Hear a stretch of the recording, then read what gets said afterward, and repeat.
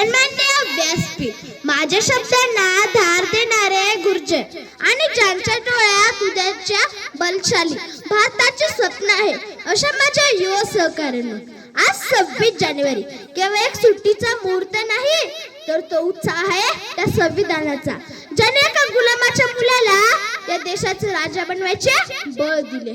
लोक म्हणतात देश म्हणजे काय, पण मी म्हणे देश म्हणजे केवळ नकाशावर राखलेली रेघ नाही, तर काळजातल्या प्रत्येक ठोक्यात घुमणारा नाद म्हणजे देश आहे.